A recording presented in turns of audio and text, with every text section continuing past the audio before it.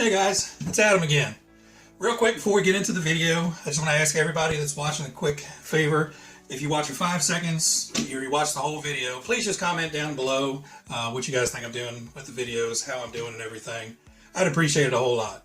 So let's real quick jump down to the bench and see what we got.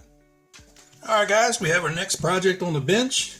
We're looking at the Plasma Edge 2. It's on the TTOB2 chassis. So basically what this is just the TTO2 that's been upgraded to give it some longer arms and off-road suspension geometry. First time I'm going to be building this type of kit. I built the TTO2 before, haven't done a B edition, and this is the first time actually seeing a Plasma Edge 2 in person. I know it doesn't have the highest ground clearance of the Tamiya kits, but you know, nothing's in stock anymore. So this is something I found in stock and looked like it would be a fun kit to have. I like the looks of the body and everything. So real quick before we get into the video, this kit here was released in May of 2016. Now there have been some re-releases of this. This one actually has the clear body. The re-releases, they did a black edition in 2018 and they did the gunmetal edition in 2020. This one I'm going to paint up with the PS49 Sky Blue as it is in the box, or as recommended in the instructions. I'm still playing with the notion of doing the this PS53 Lame Flake. Kind of a weird name. It's not lame, it's actually kind of cool. Just to give it some sparkle. Basically, it's black on the cap, but this stuff comes out clear. It's just crystal clear, but it has the metal flake in it. You just spray that on the body first, and then follow it up with your color. So I'm thinking, you know, instead of just the plain kind of baby blue-ish, steelish blue color this is, to throw some of that metal flake in first, just to give it some pop. Not too worried about making this one, you know, box art correct. Alright, let's take a look what's inside the box. Alright guys, not gonna lie, this is a mess because I've already been in here. I needed to get the the color code for the paint. So I'd already kind of popped this open and taken a look. But basically, they give you 2 sets of instructions. One is just the standard TTOB chassis build. That way, this covers multiple vehicles. And then they give you the Plasma Edge 2 specific body masking and paint code and all that for the clear body, how to sticker it and everything for this specific model. Then you have your window masks and your full decal sheet. Hopefully that's not a terrible glare for you. But the decals look really, really nice. They're not pre-cut, so we'll have to cut all these out. But from the box, it looked kind of goofy, but looking at the actual decals, it looks really, really nice. So, we have the body. So we have the wing and the body all mounted in one mold. We'll have to cut them apart and get them painted. So I'll probably start working on that first. That way we'll have everything painted up once we get the chassis built. Then you have kind of the square spike tires. You got two larger for the rear and 2 that are just a little bit smaller for the fronts. The wheels are a cool fluorescent yellow color, which is going to go really good with the decals. Then we have the TTO2 tub.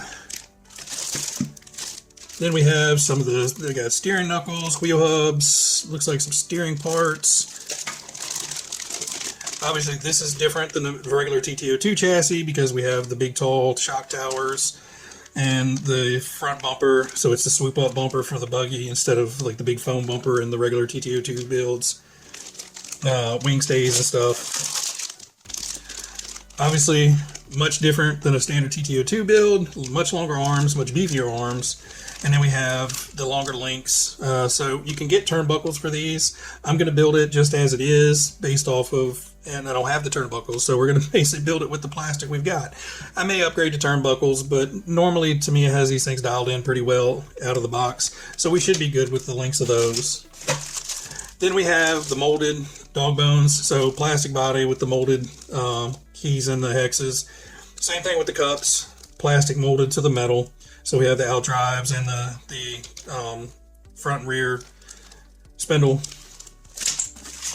Then we have what little bit of the interior body parts are. So we got the transmission cover where the spur gear and everything goes. We've got the battery brace, motor mounts, and then of course radio box. And then you have the motor cover with the breather snout. I probably won't put the breather snout on. I may look to get the small fan to go over top of this to try to keep it cool. And then we have the ginormous package of everything here, which I haven't opened up. Oh, and the standard brushless brushed speed controller that comes with Tamiya kits. Love this guy. Not the most powerful thing in the world, but with the motor you get in the kit, it works great. So let's dump out this mess. So we do have the torque tune motor.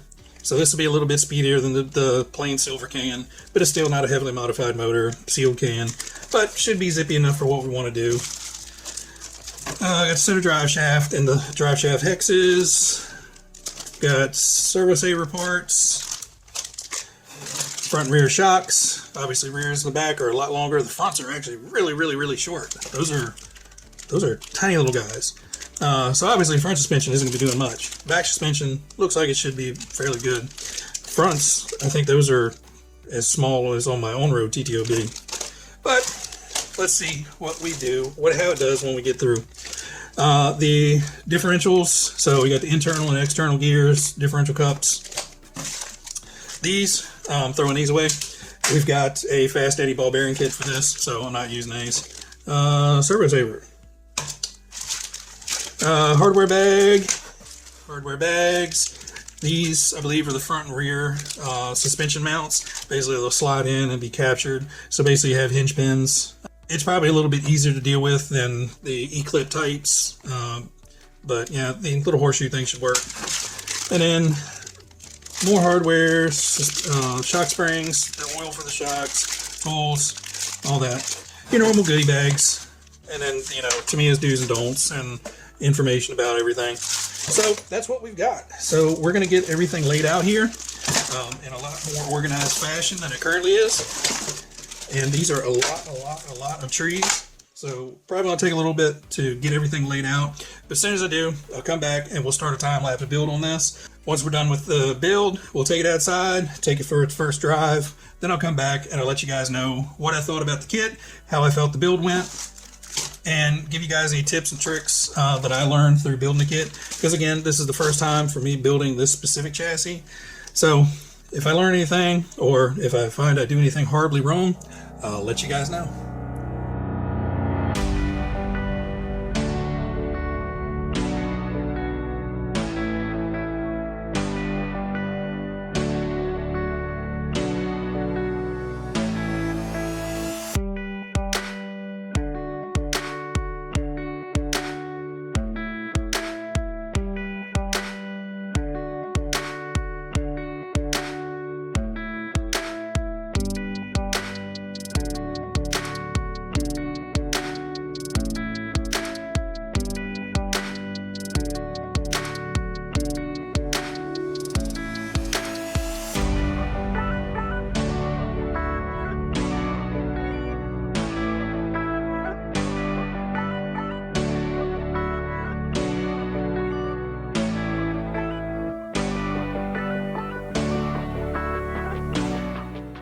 Hey guys, I just wanted to point out something when you guys are putting your kits together. Got the front and the rear suspension on. And when you get everything on, just double check to make sure you have proper throw up and down. Both sides are going the same height and falling to the same height basically. And you also want everything to just free fall. You don't want it to pick it up and it would stay up there. If it does, you've got binding and you want to like back off with some screws here and there until it drops, and then go back and tighten everything up just to where it's snug, but your suspension is still able to fall. So we got the chassis built, everything's put together. The body still needs decals. Two things about the body real quick. I did do the lame flake in the body, and you can kind of see a little bit of it, but it really doesn't show up that well. It kind of shows up, but it kind of doesn't. I've got a black bleed through right here. I'm hoping a sticker, that black bleed through there, I'm hoping that sticker will cover that up. So lame flake does show through. It just doesn't show through anywhere near as well as it did on the black. The one thing I don't like about this paint, I mean, it's a cool looking color. The only problem is, so that's the body and that's the wing. Same color. It's just you paint the wing on the top versus the bottom. And so, bottom side matches fine. Oh, and this paint is like really runny. So this is one you definitely have to make in multiple passes. So I may just end up blacking out that wing because I do not like the stark difference between the darker blue and like the steely aluminum blue. So this is going to be a running vehicle. This isn't going to be a shelf queen like some of the other ones are. I'm going to take this one out and actually beat on it. So let me pop the body off. Whoops. Let me throw the body off. So same bell crank steering as a TTO2. Works really nice. Now a tip when you put this in, turn down the steering rate on your radio a lot. I currently have 50% on this and it's still touching the knuckles a little bit. When you put this in, do not leave it full throw or you're just going to end up burning out servo after servo or possibly breaking some of those steering components. Literally that's 50% throw on the servo and that is all the steering this thing has. So smooth running drivetrain. Everything sounds really, really good. That grease they give you for the differentials, you're supposed to use it in a few other spots. I didn't. I packed the diffs full, but that really does like sticky up those diffs a lot. So this thing should have decent traction. There were a few weird parts, nothing major. I did notice once I got this thing running and kind of up to speed, I'm definitely gonna have to balance some of these because I think it was this tire and this tire, both at low speeds, this thing is shimmying and shaking all over the place. So obviously a little bit out of balance. Overall, everything went together. This wiring is like smash pack crammed much down in there. Yeah, zip ties and twisting your wires is going to be a very, very helpful and needful thing to do. I may have to figure out a little bit better way of getting it in there just to make sure I don't have any rub issues. But right now, everything is clear of the center drive line. And this battery is not going to be the one I'm running it in. It's just the one I have charged right now. So I won't have so much battery lead and I won't have the little dingle hopper here hanging out. I'm just going to put a nickel metal hydride in here instead of the LiPo. These white shocks, I mean, I'm hoping they'll look the part once I get the decals and everything on the body. But right now, those things stick out like a sore thumb. So I'm hoping once we get the decals on, it'll look a little bit better. Oh, real quick. One other thing I noticed. So in the instructions, it shows putting the mounts in the center position, which in the back seems to be okay. You've got a little bit negative droop. I mean, obviously I can stiffen up the shocks a little bit, but the back sits about level. So obviously in racing stance, that's probably where you want it to sit drooped out, is either just above or just at level. Now the fronts, when I put those on, and it's harder to see here, but raised up, they're almost level. And then you put some squat in it, I'm definitely going to have to put some springs, spring tensioners in the front.